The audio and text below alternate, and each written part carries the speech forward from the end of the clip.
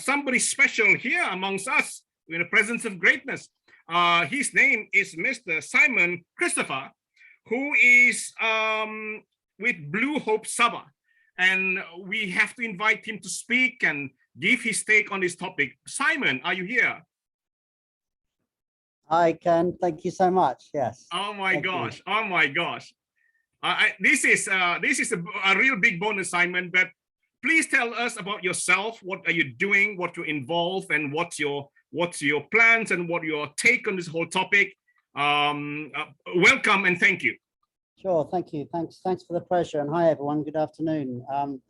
And thank you to Boyd. I've known Boyd for quite some time now, and essentially I've lived in Borneo. I lived in Sabah. I'm British, and I spent.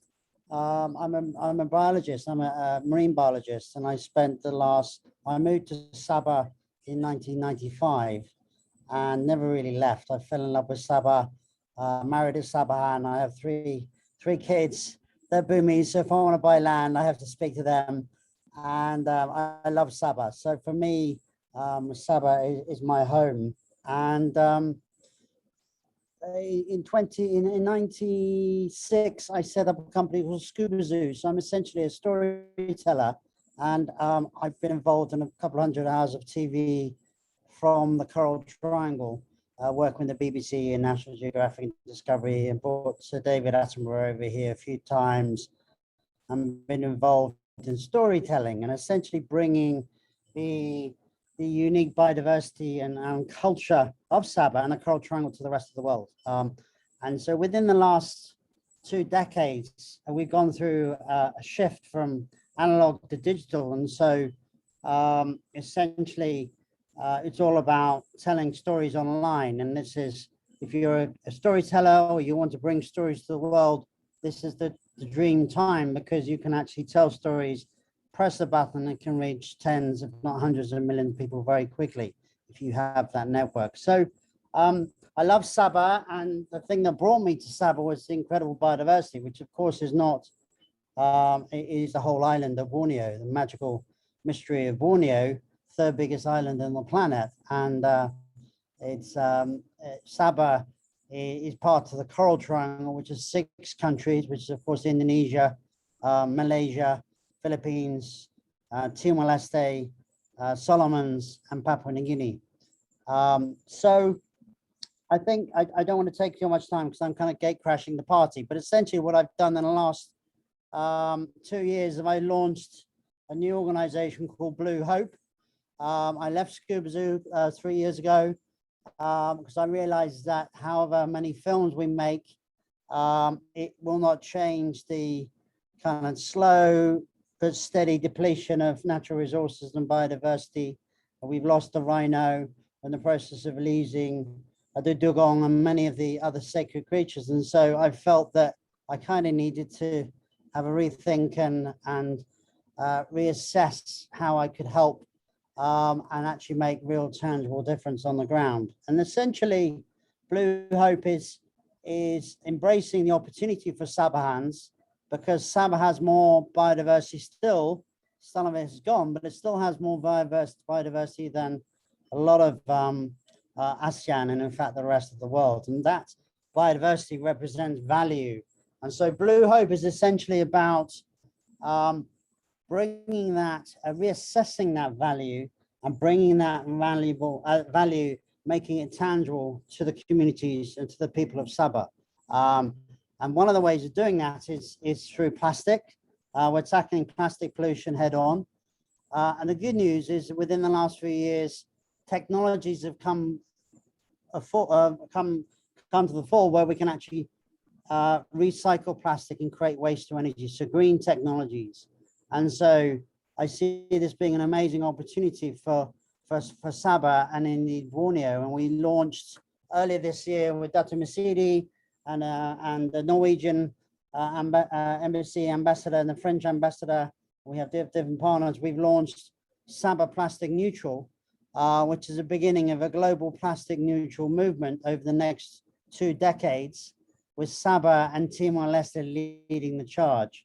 And essentially, as much as we would like to to make Sabah plastic neutral, and we plan to within the next 5 years. What we're looking to do is essentially it's the beginnings of Borneo plastic neutral. Sabah will lead the charge, and will take 5 years to make Sabah plastic neutral. But however plastic neutral Sabah will be, because we're sharing a landmass with obviously the other countries, and you cannot make Sabah plastic neutral truly until you make it Borneo plastic neutral. So really, Sabah plastic neutral is phase 1 of Borneo plastic neutral, which obviously is a huge project. But it's embracing Sabah plastic is a gateway issue. Everyone gets plastic, everyone uses it. We are forced to use it in our daily lives, and what we need to do is we need to turn that into an opportunity by making that plastic worth something to everyone that uses it, so they keep it rather than throw it away. But also we're looking to ring fence and protect biodiversity, both terrestrial and marine biodiversity. And so it becomes one story, because you're one island, and it needs to be approached in a scientific perspective. You need to protect the whole island. So again, I'm very much keen to talk with you, Alan, and talk more about sustainability. It's all about sustainable Sabah, sustainable Borneo. I'm looking forward to getting to know you all, work out how we can kind of amplify and expand Sabah plastic neutral to Borneo plastic neutral. So that's all I'm going to say for now. But Blue Hope, you can see more online. Blue is blue without the E, so BLUHOPE.org. And looking forward to sharing more with you over the coming months. Thanks so much for the opportunity again. Okay, thank you, Simon. I will keep in touch. Stay around. Yeah. Okay. Thanks, Alan.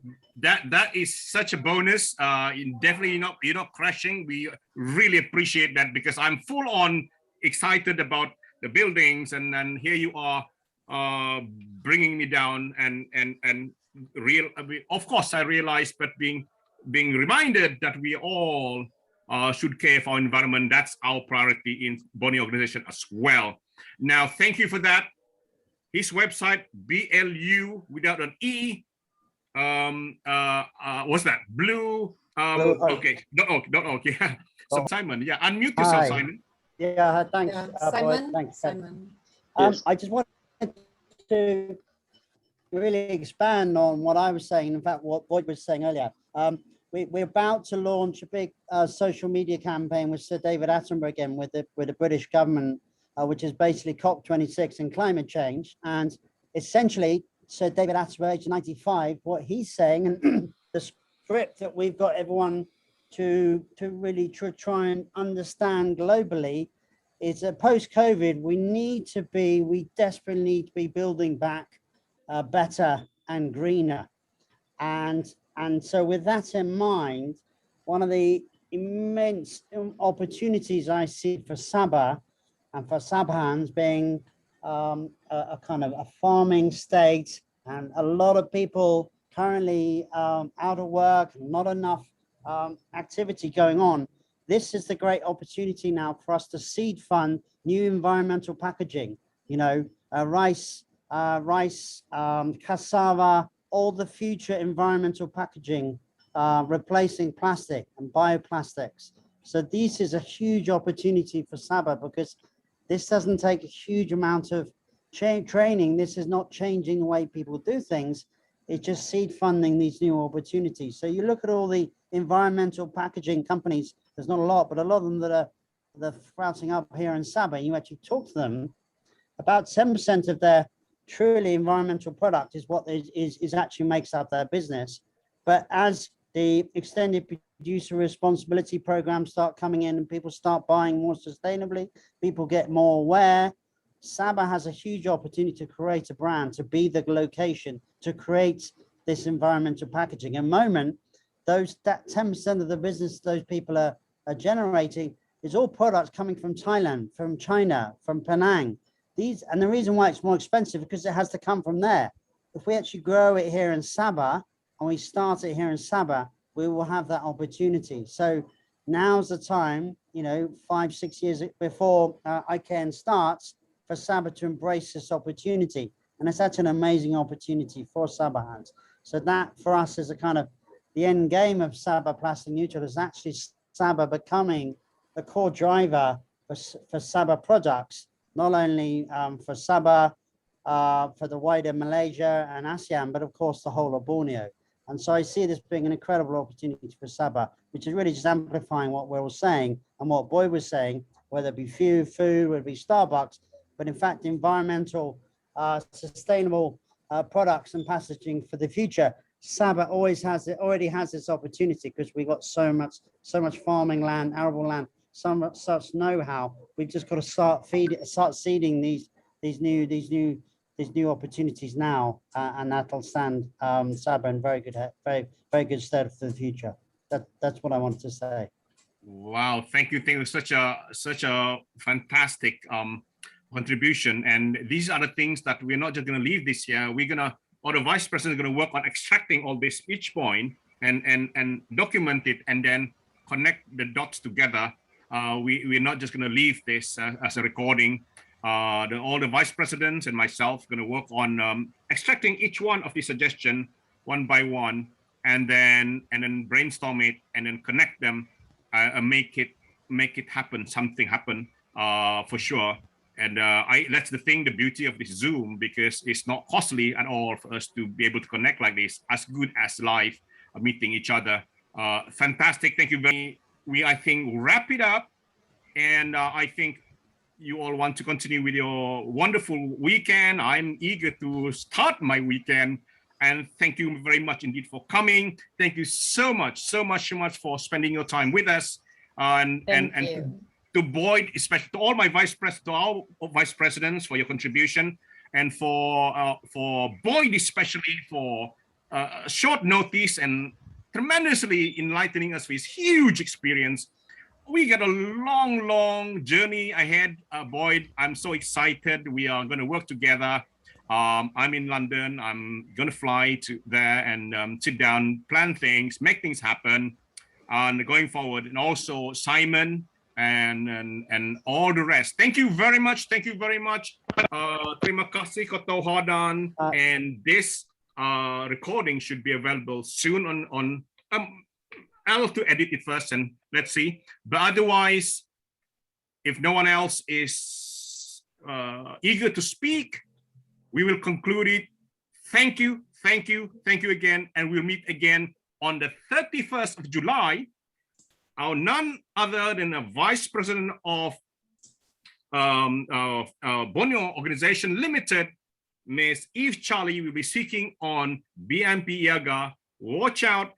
Now, the place to find us is Facebook group, facebook.com/Borneo Organization without S, or facebook.com/Borneo Forum, or Borneo forum, facebook.com/Borneo Organization. So we have two pages in one group. That's how you find out. The easiest is, of course, reach out to us on WhatsApp and come back to us. So thank you again. Thank you very much. Thank you, and have a good weekend.